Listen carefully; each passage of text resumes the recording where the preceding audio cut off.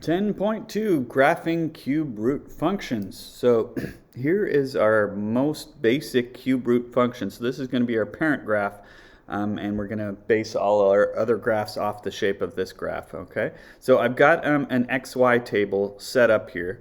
That's always a good idea if you have never graphed a particular type of function before to start off with that. Or if you just don't know what to do, you can plug in some different x's into the equation and see what you get out for the y's. So if I put in -8 for x into this, let's see, I need the cube root of -8. So I know 2 to the third is 8, so that means -2 to the third would be -8. -2 times -2 times -2, that'll come out negative. So that means when I plug in -8 for x, I get out -2 for y, okay? I've strategically picked certain points here. I'm picking ones where there's nice integers, okay? So then when I plug in -1 for x, -1 raised to the third power equals -1, right? So the cube root of -1 is -1. All right, the cube root of 0 is going to be 0. And the cube root of 1 is 1. The cube root of 8 is 2. Okay, so let's plot these 5 points. I've got -8, -2. That's 8 left, 2 down. And then 1 left, 1 down. Got the origin at 0, 0, 1, 1, and 8, 2. Okay.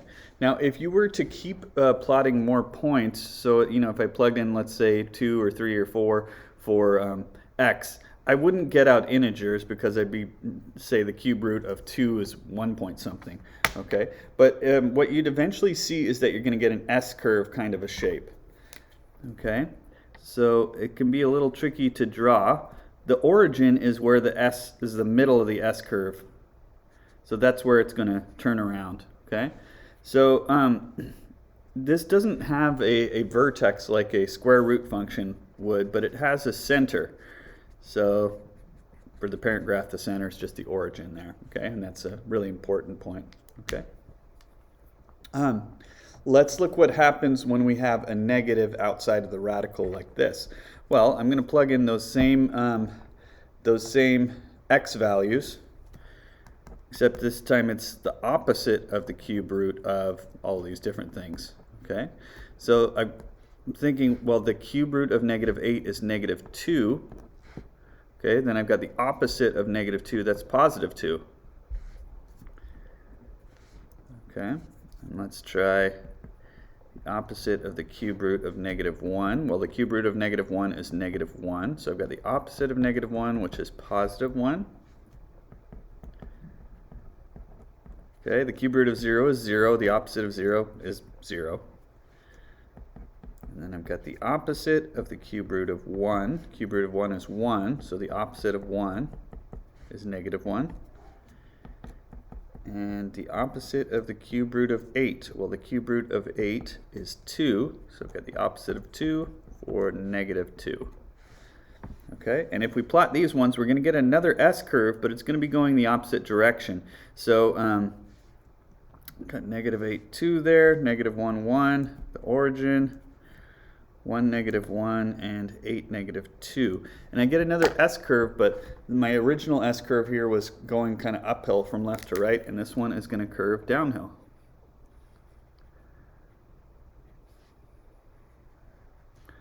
Something like that. Okay, which means that, and there's the center again right there. This is if you take this original curve and flip it upside down, so if you reflect it over the x-axis, it's going to look like this.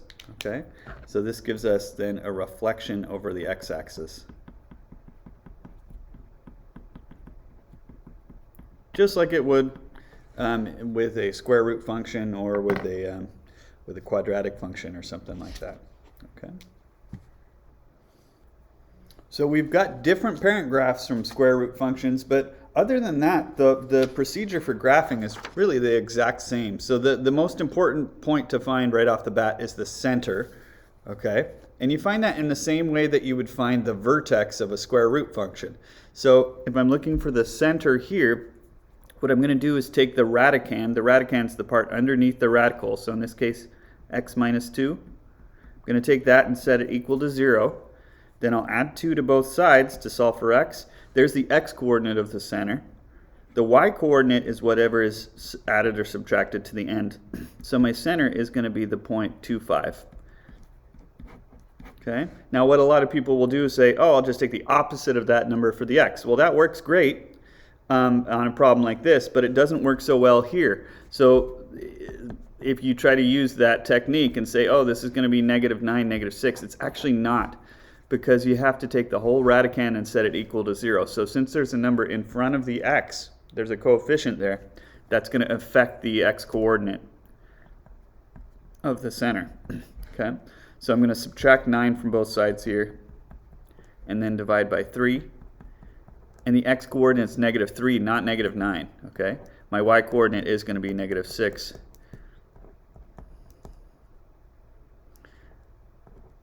So there's my center. Okay. All right. So the transformations are really just the same. So when we're adding and subtracting things, when we're adding and subtracting inside, that's going to move things left and right. So -2 would move this 2 to the right, because that's what happened here, right? The center is moved 2 to the right from the origin. And if you do a plus something, it's actually going to move things to the left. When you're adding and subtracting outside, this changes the y-coordinate of the center, which means it's going to move the whole curve up or down. Okay? And we've got reflections are happening when you're multiplying, when you have a negative in front of the x or a negative in front of the radical. Okay? And that changes which axis you're going to be reflecting over. And then stretches and compressions are going to happen when we've got coefficients, either a number in front of the radical like this, or a number in front of the x like this. So this would have like 2 different types of stretches or compressions, okay? And these work in the same way they do with the other functions we've looked at. So, okay, let's take a look at this problem then. We're going to graph this using transformations. So the first thing I do on these is to find the center. So I'm going to take this and set it equal to 0. If x minus 1 equals 0, that means x equals 1. And then there's the y equals 3. So the center then should be the point 1, 3. Okay? I'm going to plot that point, 1, 3. And I'm going to put a little c by this just to remind myself that it's the center. That point is not going to move. Okay? The other points are going to move, because what I like to do next is pretend that there's no stretch or compression. Okay? I am looking for any reflections, but there's no negatives. So that means my S-curve is going to go uphill from left to right, something like that. Okay? So I'm going to pretend that that there's no stretch or compression. There is going to be one from the 2, but I'm just following the pattern of the parent graph that we did on the first page of the notes. So you got your center, then you'd go up 1 to the right 1, and you'd go down 1 to the left 1 from there. And you'd also go up 2 to the right 8. So that will put me right there at the, I'm just doing this lightly in pencil. Okay, and then I'd go from the center down 2 to the left 8. So let's see, 1, 2, 3, 4, 5, 6, 7, 8. So it just fits on the two corners, okay? Now I would, if the 2 wasn't there, then I'd draw in my curve and be finished. But I still have to deal with that 2. So I have to figure out what type of stretch or compression I've got going here. Okay? So first thing is to look at the location of the 2. I'm looking, is it outside the radical or inside? Here it's outside. So if you look at this chart here, that means it's this type. So it's going to be a vertical stretch or shrink. Okay? So I've got a vertical change. That means these the center's going to stay put, but the other points will move just up or down. That's what vertical means, right? If it's a horizontal change, it'd be moving left or right. And then I'm looking at the value. If it's a number more than 1, like 2, or like this 4 here, then we're going to have a stretch. This is going to be a vertical stretch. And the factor is whatever the number is. So it's a vertical stretch by a factor of 2. That means that these points are doing a vertical stretch. They're stretching away from the center vertically. They're going to stretch like that. And these ones are going to stretch up and down like that, away from the center vertically, okay? Since the factor is 2, that means I want to double their vertical distance. So I'm looking at this first point and thinking, well, how high above the center is it? It's 1 unit above. So I want to double that. I want to multiply that height by 2. So I want my final point to be 2 units above, okay? Over here, don't just move it 1 unit up just because you moved that one 1 unit up. I want to think this is 2 units above the center. I want to double that. So that would make my new point 4 units above the center, okay? And I'm going to stretch the other 2 points in the same way. So this one's 1 unit below the center. I want to double that. This one's 2 units below the center. I want to double that and go down another 2. Okay, and then I have what I need to draw in the curve. Something like this. Okay. Okay, let's try another one on the next page. So I've got the same chart that I had on the previous page there, just for, so it's convenient there for reference. Okay, so I'm going to start in the same way I did on the last problem. I'm going to find the center. So I'm thinking, okay, I'll take that whole radicand and set it equal to 0. That means x is -2 and y is 4. So my center would be the point -2, 4. Okay, so I'm going to go ahead and plot that, -2, 4. And I'll just put a little c to remind myself that that's the center. That's not going to move. Okay. All right. So then I'm thinking, let's plot the ghost points, the ones that are going to move based on the parent graph. But this one actually does have a reflection. Okay. So because I've got that negative. This is just from the negative here. The reflection comes from the negative, and that's outside the radical, like this. So that's going to reflect over the x-axis.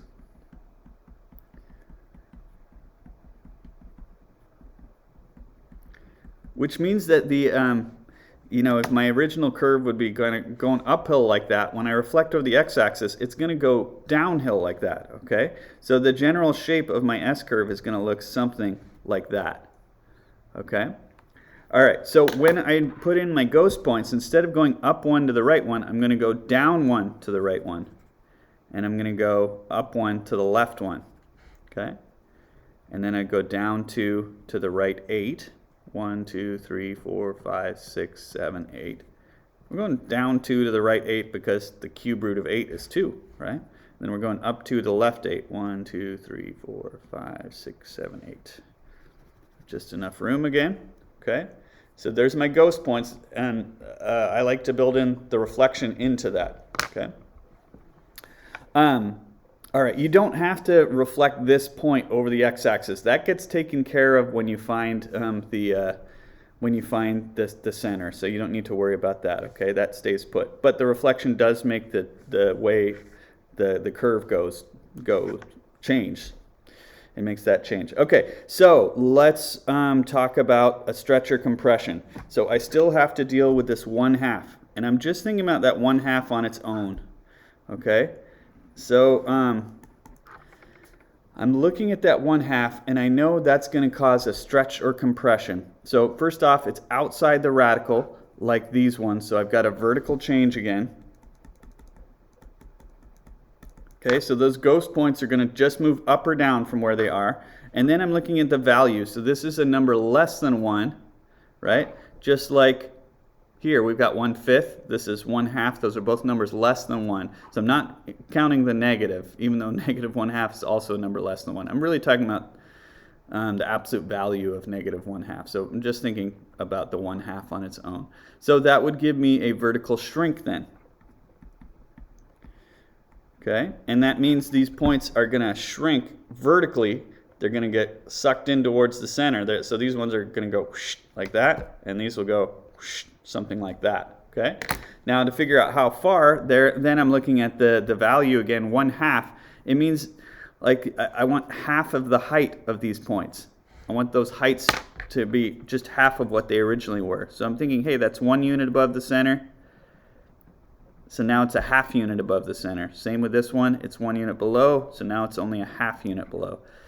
These points are 2 units below the center, above and below the center. So I'm going to take half of that. And so my whole S-curve is going to get vertically shrunk. It's going to get squished, kind of like that, okay? And then we can draw this in.